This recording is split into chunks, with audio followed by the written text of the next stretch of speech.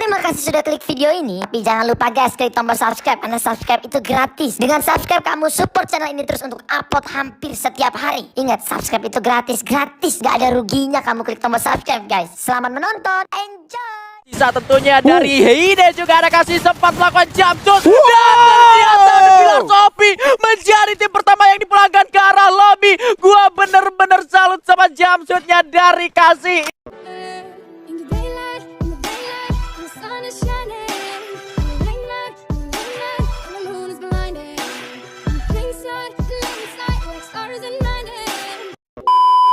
Iya, satu-satunya player release untuk season ini ya.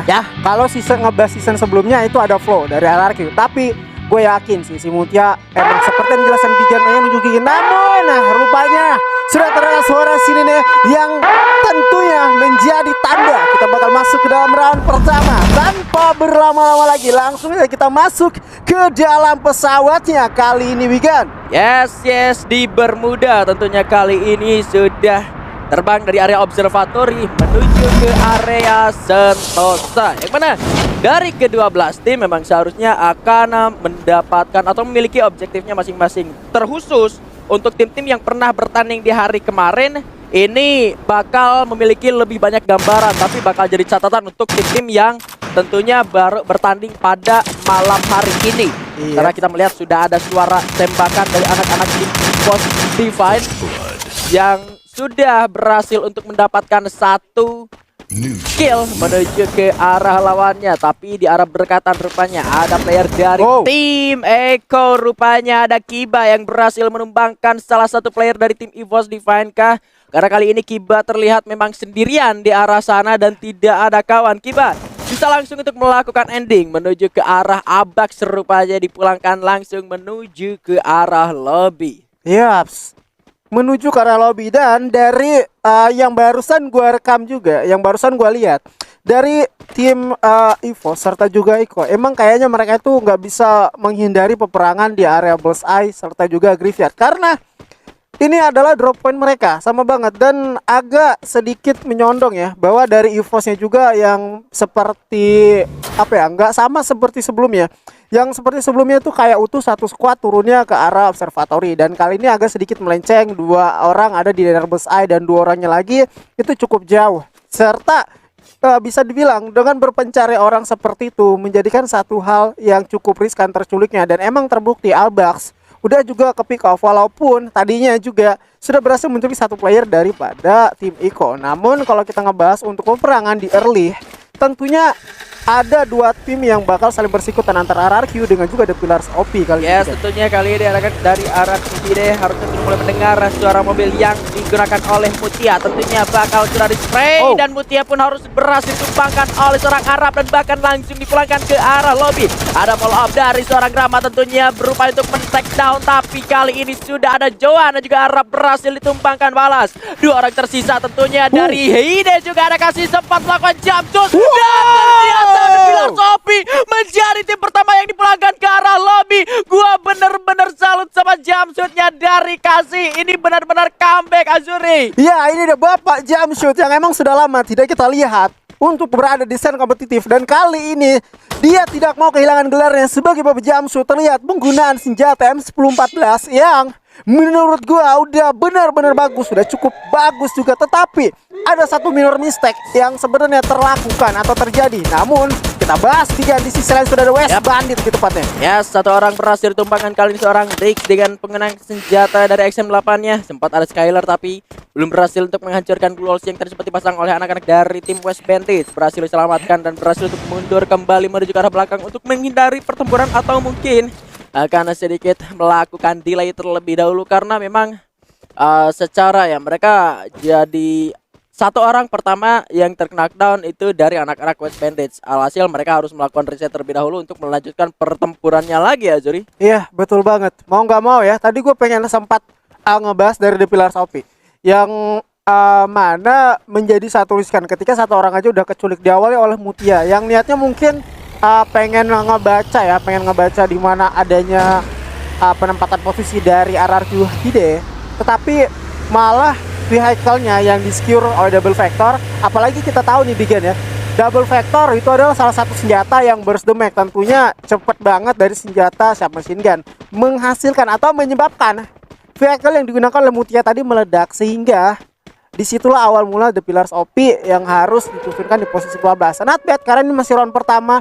Segera untuk reset. Yang emang gua ketahui juga semua tim yang ada di malam hari ini pasti mereka belajar daripada kesalahan, reset lagi agar tidak ada di dalam satu posisi yang sama. Dan Bigan, kita kali ini kayaknya masih cukup pasif ya. Ya, baru beberapa peperangan terjadi tadinya. Ya, dan ini pun baru satu tim yang benar-benar emang udah kepulangin ke lobby sejauh ini. Memang ya, yang gue lihat juga apa yang dilakukan oleh anak-anak dari The Pillars OP, kemungkinan adanya kurang informasi kalau di Pochinok ini ada orang gitu ya. Karena gue lihat pergerakan dari Mutia pun rasanya agak sedikit apa ya, benar-benar berbahaya gitu kalau misalkan tiba-tiba masuk ke Pochinok pakai mobil kayak gitu dan lu nggak tahu di sana informasinya seperti apa, kosong atau enggaknya. Mungkin di situ kita perlunya adanya penggunaan skill karakter dari apa ya, clue ya, yang bisa ngasih informasi di area sekitar. Iya, betul banget. Ngomongin soal clue, tentunya posisi daripada RRQD dan NXL ini pasti bakal seru banget kalau adanya clue untuk menginformasikan di mana ada pergerakan musuh. Namun kali ini kita bisa lihat juga Jar sudah setup posisi. Ya, yang mana kali ini Enturino sudah tertembak, tapi dari belakang rupanya Marisa harus ditumpangkan. Tidak terdengar atau seperti apa, harus berhasil ditumpangkan juga. Sudah tidak bisa dihindari juga pertempuran kali ini. Sudah ada tembakan dari Vector. Jar juga tumbang, tapi RRQ Hide harus ditumbangkan oleh tim NXL karena tadi mereka berhasil mendapatkan satu buah senjata M79 di airdrop. Ya, posisi yang menurut gua bukit dari area kota tua itu lebih dulu dihuni sama tim NXL. Yang itu tandanya ketika ada tim RRQD datang, dia mungkin baru sadarnya itu karena tadi yang kelihatan satu orang ya di dekat area, kalau nggak salah airdrop tadi pengen ngambil M79 itu udah kelihatan. Dan juga yang megang M79 ini sebenarnya dia udah notice dan udah bener-bener ngeker, tinggal nunggu timing ketika RRQD maju ke arah depan pasang wall, baru dia lontarkan satu M79 yang emang udah berhasil nge-pick up dua orang. Tentunya Bapak Jamsud kita juga tadi harus merasakan ledakan dan sakitnya M79 sehingga terpulangkanlah tim ya. Yuk buruan reset lagi karena masih ada jadwal yang panjang untuk malam hari ini, masih ada 5 match tersisa dan Iko ingin juga masuk ke dalam rumah NXL kali ini. Ya, mungkin juga mereka belum sadar, tapi dengan adanya suara vehicle kali ini harusnya sudah mulai tahu juga. Sudah tembak kadang dilepaskan menuju ke arah vehicle yang digunakan oleh anak-anak dari tim NXL. Kucai berhasil menumbangkan satu orang dan VJ bahkan langsung ke Enga di Enga Uwu. Sangat luar biasa kali ini pergerakan dari tim Eko Esports yang benar-benar komit untuk terus melakukan penyerangan terhadap siapapun yang ada di depannya. Sementara kalau kita lihat juga Kiba tadi sempat terkena tembakan balasan dan tentunya mereka bakal lebih berhati-hati lagi untuk masuk karena mereka sudah melihat jumlah player dari tim lawannya. Ada Jar juga berada di arah belakang. Ada Irazor juga yang sudah mulai membagi posisi bersama dengan M2Rino atau Deadpool ya, Azuri. Wow, M2Rino, oh rupanya Deadpool udah change name. Udah berganti nama. Enggak gitu. Deadpoolnya farewell. Oh, M2Rino-nya masuk. Oh, gitu ya. Iya, gitu konsepnya sekarang kayak gitu. Oh, seperti itu. Dan aduh, rupanya ini Bigan kayaknya dua tim ini masih belum mau mengalah.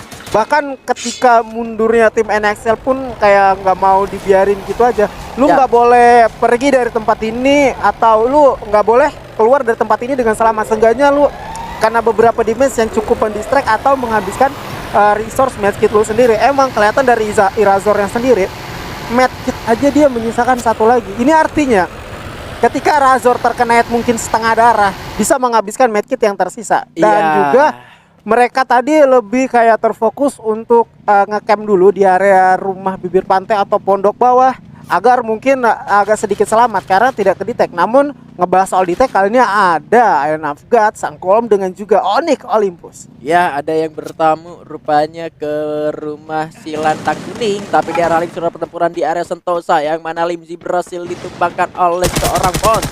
Keong sudah mulai masuk ke arah pertahanan dari lawannya, tapi nggak jadi karena mundur lagi belakang. Sementara Limji sudah berhasil untuk dipulangkan ke arah lobby. Vian sudah bersiap dengan satu buah granat, tapi nggak jadi dilemparkan. Balah dianya udah kena tembak balasan di arah lain. Jafra juga berhasil ditumpahkan granat ke arah Strawhead, tapi rupanya malah mantul turun. Masih cukup respect dengan duel dipasang oleh seorang Keong kali ini. Bergerak mundur, banyak sekali global yang dibuka untuk jalan pelarian diri, tapi Seon rupanya di sana berhasil ditumpahkan oleh seorang Raf. Satu buah krono berhasil dinyalakan. Rafnya berupaya untuk terus menembak balas, tapi Dix berhasil menumbangkan Keong di sana. 3 orang tersisa kali ini. Raf berhasil menumbangkan Vian juga di sana. 1 orang tersisa dari tim Bigetron Rosugo yang kali ini tentunya bakal sulit untuk menghadapi 3 player dari tim Kings Esports, meskipun dia berhasil untuk menumbangkan Limji terlebih dahulu, tapi 3 player Kings ini terlalu kuat untuk ditumbangkan, Azuri. Iya, emang terlalu kuat dan cukup sulit, dan kalian bakal terlihat itulah dia Bigetron Rosugo-nya pun harus puas di peringkat ke-10 di tangan Kings. Rupanya emang sang raja kita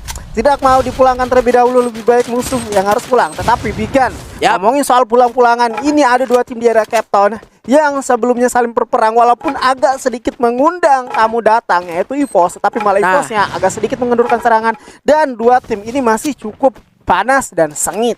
Ya, masih cukup panas dan sengit. Tadi Jafra sempat ditumbangkan, tapi pada akhirnya masih bisa untuk diselamatkan. Hati-hati Gare, granatnya mantul, dan sejauh ini harusnya Onyx masih lebih bisa bertahan, dan harusnya mereka lebih paham tentang compound dan celah-celah yang ada di area Cape Town, karena memang ini rumah mereka dan juga kebetulan zonanya juga ada di area mereka juga. Ini artinya anak-anak dari tim Onyx Olympus hanya mengumpulkan resource dari Cape Town dan juga kemungkinan di area keraton yang sudah mereka amankan. Harusnya ya emang secara resource di area Cape Town ini udah benar-benar habis di looting bersih oleh anak-anak dari tim Onyx Olympus, karena emang mereka tadi turun sendirian di sini ya, Juri. Ya, betul banget. Hitungannya mereka nggak ada keganggu sama tim lain. Ketika resource yang emang mereka looting itu udah benar-benar maksimal, udah cukup habis, atau bahkan menyisakan beberapa peluru doang di area tersebut, baru datanglah tim dari Island of God. Dan juga Island of God pun hitungannya mereka datang ke sini kayak pengen nge-camp doang atau pengen bertahan doang,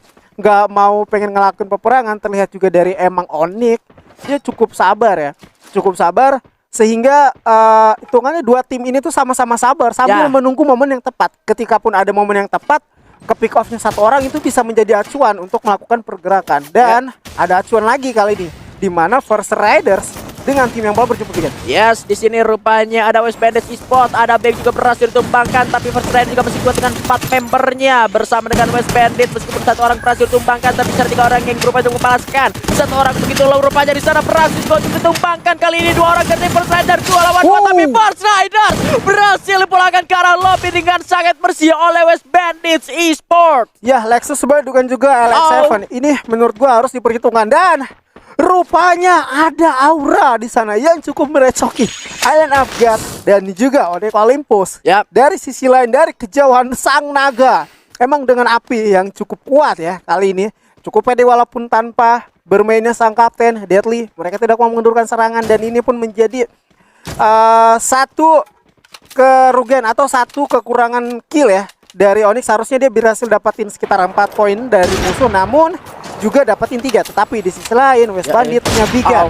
Kali ini West Bandits agak sedikit mendapat kesulitan, dan kali ini harus benar-benar tumbang di arah tim Eco Esports, karena memang dari tim Eco Esports sendiri mereka sudah berhasil untuk nge-secure area grounding yang tertinggi, begitu dengan zona yang sudah mereka dapatkan. Di arah bawah ada anak-anak dari tim EVOS Divine, dan di bawah juga sudah mulai ke spot, sudah ditembakkan dari seorang Kiba ke 1 orang dari tim EVOS Divine, dan itu pun seharusnya EVOS Divine sudah hitam di atas putih, dirugikan secara grounding, tapi tidak ada alasan yang benar-benar kuat kalau misalkan dari satu tim ini emang sama-sama pengen nyerang, karena mereka harus notice juga kalau di luar daripada apa yang mereka lihat ini masih ada banyak lawan di luar zona ya. Iya, betul banget. Contoh aja itu dari Onyx dan juga Aura yang masih stay long di sana, sehingga dari Iko ini kayak emang harus patut memecah waspada, dan NXL lebih tepatnya yang menjadi last man standing tadi masih belum bisa memaksimalkan karena posisi yang emang bener-bener sulit. Dia berada di area lower ground, circle udah bakal menyusut, apalagi dia tadi tiar enak banget ke spot. Dan barusan di sisi lain ada beberapa notifikasi kill, ada Rosman di sana, Bigan. Mana kali ini Onyx harus bertempur bersama dengan Aura, seharusnya masih ada di arah luar zona. Kali ini menyisakan Piu saja sendirian yang baru comeback lagi ke divisi 1 dan ternyata harus benar-benar terkena sebuah ledakan dari seorang Gare. Dan Onyx memang sangat kuat ketika mereka berada di Cape Town, apalagi zonanya ada di arah sana dan mereka baru keluar dari area Cape Town. Sawet berhasil landing bersama dengan King Esports pun harus tumbang di tangan tim EVOS Divine. 3 tim yang tersisa kali ini, Azuri. Ya betul banget. Dari segi posisi EVOS yang tadi mungkin gua notice EVOS ini kayaknya posisi agak sedikit grounding, agak sedikit sulit emang. Karena dari sisi sebelah kiri yang maybe bisa mereka amanin, contohnya bebatuan yang sebelum dihuni sama tim Iko itu sebenarnya bisa mereka amanin ketika mereka itu bisa dapetin satu momentum yang cukup cepat. Dan juga Abax emang udah lebih dulu masuk ke dalam area bebatuan tersebut, sehingga ini bisa dibilang menjadi satu tempat yang cukup bagus karena silker berikutnya tuh bakal ada di area EVOS. Ini menjadi satu keuntungan juga bagi tim Iko karena dari atas ini enak banget untuk nge-secure granat, apalagi dia punya seorang granat yang granader yang bisa dibilang untuk akurasi nggak bisa diragukan lagi. Dudes yang emang bisa satu granat aja ngeluh lantakin satu squad, tetapi belum tentu karena kali ini EVOS-nya udah keculik 1 orang juga. Aduh, bahkan ternyata langsung berhasil untuk disecure secara killnya oleh Tayo, terculik. Dan yang jadi sulit untuk tim EVOS Divine adalah mereka hanya tersisa 2 orang saja. Meskipun mereka dapat zonanya, tapi mereka bakal dapat hantaman juga dari arah atas khususnya. Karena memang seperti yang lu bilang tadi, granat dari itu bisa saja langsung ratain ya anak-anak tim EVOS Divine. Tapi Tayo berhasil menumbangkan Kiba yang tentunya pasti bisa untuk diselamatkan terlebih dahulu. Seorang Dut serupa aja kali ini dengan berbekal 7 granat tadi dari seorang Dut seharusnya bisa membawa asa untuk tim Eko Esports yang masih lengkap dengan 4 playernya. Tapi Onyx 1 player sudah mulai masuk ke arah pertahanan dari tim EVOS Divine yang kali ini. Abax masih berupaya untuk melakukan distraksi dengan segel yang dimiliki. Ada Bion yang melepaskan hujan granat dari arah atas. Sudah berhasil ditutup oleh Gulo, tapi ada granat balasan ke arah Bion. Berhasil tumbangkan seorang Koja dan terkunci pergerakannya dari EVOS. Harus tumbang juga mereka jadi posisi ketiga. Masih ada Onyx Olympus dan juga tim Eko Esports. Sama kejadian seperti di hari kemarin di round pertama. Koja sudah melepaskan tembakan. Ada Tayo dari belakang juga. Aduh, sniper sudah terjadi dan ada ledakan yang diberikan oleh seorang Dudes. Kalau bukan Dudes ya siapa lagi? Tayo sudah tertembak bersama dengan Koja juga. Tapi Tayo kali ini harus benar bertumbangkan dengan sebuah granat Gardu yang juga terancam. Dan ini menjadi buya untuk Eko Esports lagi-lagi di round pertama. Wow, congratulations lagi-lagi membuka round pertama dengan buya Eko Esports yang emang harus diwaspadai, patut banget diwaspadai karena tim ini dari segi rotasi aja gue ngeliat mereka tuh kayak emang bener-bener gak ke spot. Ketika masuknya mereka tuh udah mulai komit ingin langsung mengambil daerah yang udah diamankan tim lain. Contoh di awal NXL yang menjadi sasaran untuk mereka ketika NXL meratakan RRQ. Tentunya untuk segi resource juga mereka masih belum terlalu cukup bagus, apalagi RRQ deh sebelumnya mereka turun di area Pochino berhasil dapetin 1 squad rotasi ke kota tua. Hitungannya resource masih belum lengkap, mereka berperang. Dan juga resource dari tim NXL yang emang ketika selesai berperang itu belum terlalu bagus. Datangnya Eko itu bisa dibilang menjadi